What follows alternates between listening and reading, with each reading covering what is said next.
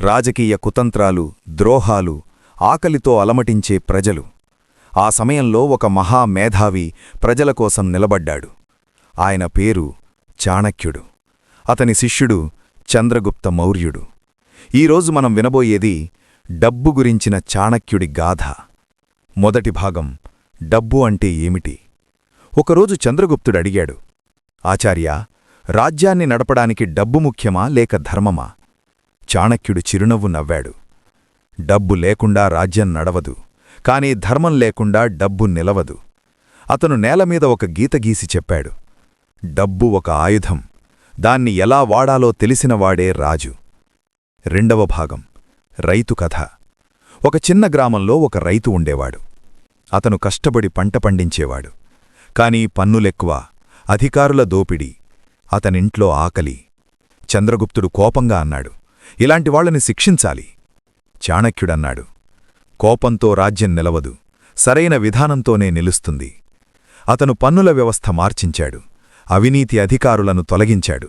కొన్ని నెలల్లోనే రైతు ఇంట్లో నవ్వులు మొదలయ్యాయి.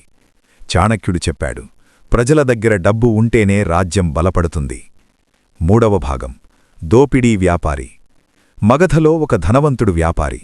అతను బంగారం దాచేవాడు, ప్రజలకు అధిక ధరలకు అమ్మేవాడు. చంద్రగుప్తుడు అతన్ని అరెస్టు చేయాలనుకున్నాడు. చాణక్యుడు ఆపాడు. మొదట అతని బలహీనత తెలుసుకో. అతని వ్యాపారం మీద పన్ను పెంచలేదు, కాని పోటీదారులను ప్రోత్సహించాడు. కొన్ని నెలల్లో ఆ వ్యాపారి ధరలు తగ్గించాడు. చాణక్యుడు, డబ్బు మీద నియంత్రణ బలవంతంతో కాదు, సిస్టంతో సరిచెయ్యాలి. నాలుగవ భాగం, అవినీతి అధికారి. ఒకసారి ఒక మంత్రి రాజకోశం నుండి డబ్బు దొంగిలించాడు. చంద్రగుప్తుడు కోపంగా, తల నరికివేయాలి.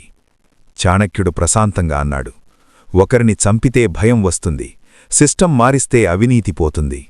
అతను లెక్కల పద్ధతి మార్చించాడు, ప్రతి ఖర్చు రికార్డు తప్పనిసరి చేశాడు.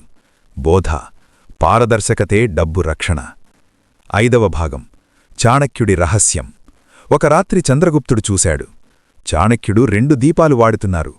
ఆచార్యా, ఎందుకు 2 దీపాలు? చాణక్యుడు చెప్పాడు, ఇది రాజ్యానికి సంబంధించిన పనికోసం వెలిగించిన దీపం, ఇది నా వ్యక్తిగత పనికోసం. రాజ్య డబ్బు వ్యక్తిగతంగా వాడకూడదు. ఇది అతని నిజాయితీ. ఆరవ భాగం, డబ్బు కోసం యుద్ధమా? ఒక రాజ్యం మీద దాడి చేసి సంపద దోచుకోవాలని కొందరు సూచించారు. చాణక్యుడు నిరాకరించాడు. యుద్ధం చివరి మార్గం, సంపద కోసం యుద్ధం చేస్తే ప్రజలు చస్తారు. అతను వాణిజ్య ఒప్పందం చేశాడు. 2 రాజ్యాలూ లాభపడ్డాయి. బోధ, సంపద సృష్టించాలి, దోచుకోవద్దు. ఏడవ భాగం, వ్యక్తిగత బోధ. ఒక యువకుడు అడిగాడు, గురువర్యా, నేనెలా ధనవంతుడవుతాను? చాణక్యుడు నవ్వి చెప్పాడు, 3 నియమాలు పాటించు. సంపాదించు, కష్టపడి. దాచు, జాగ్రత్తగా. ఖర్చు చెయ్యి, అర్థవంతంగా.